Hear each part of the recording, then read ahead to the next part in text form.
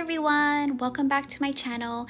If you're new here, thank you so much for clicking on this video and welcome. My name is Candice, and a little bit about me. I left my very well-paying job last year after 13 years, and on this channel I share how I'm handling my personal finances now on a low income. Today, we are revisiting my March 2022 money goals and to-do list and seeing what I hit and what I missed. So if you're interested in seeing that, keep on watching. Okay, goal number one was to reach $3,000 in total income for the month. And if you saw my March budget closeout video, you'll know that I did hit that goal, but unintentionally, because a chunk of that money came from money that was owed to me from my previous employer. So when I set that goal, my intention was to make up the difference, which was about $896 through side hustle income. So even though on paper it looks like I hit that goal, personally, I don't consider that hitting my goal because I didn't meet the intent of that goal, if that makes sense.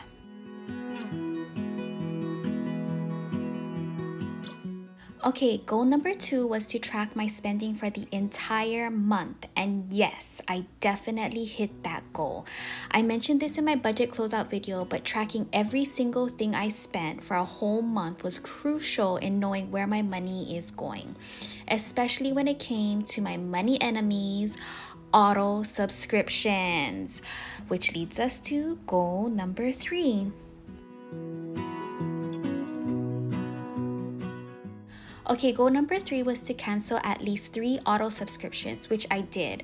So 2 of the 3 subscriptions I definitely know is canceled, but the third was for my daughter's old Xbox Live account that she hasn't really used in years.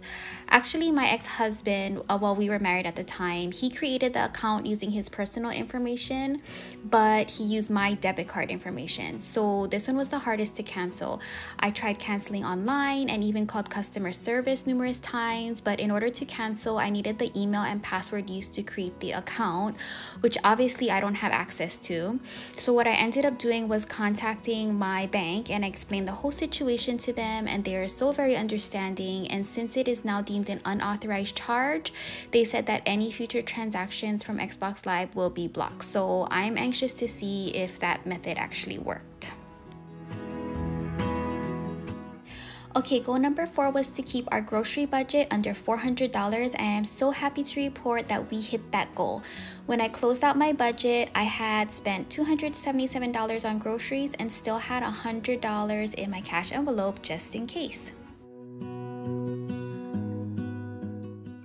Moving on to my to-do list, I did turn in everything to my tax preparer, but her grandmother recently passed away, so she's been a bit behind. Of course, I do not care one bit that I couldn't cross this off my list. I mean, there's still time, and I am confident that she'll meet the deadline. Next, I did set up my sinking funds and cash envelopes. I believe it was during my first cash stuffing video.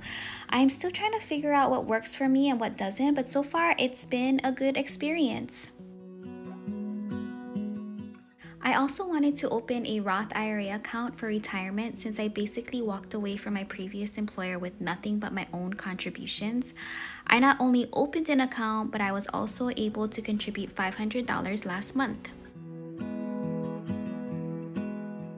Number 4 on my to-do list was to open a joint checking account with my fiance Jay and set up all of our shared bills to be paid directly from that account.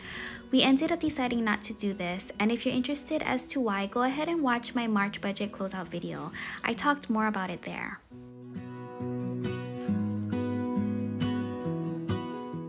Last on my to-do list for March, I needed to decide whether to keep or sell my second vehicle. It's completely paid off and in great condition. Initially, I decided to sell it so that I could throw that money towards my newer vehicle loan, but once gas prices started increasing, I changed my mind and ended up driving it more throughout the month since it is much better on gas. Okay friends, that's my March money goals recap. If you like this video, I hope you consider subscribing. Don't forget to hit the bell notification so you don't miss seeing my money goals for April. Have a blessed day wherever you are, and I'll see you in the next video. Bye!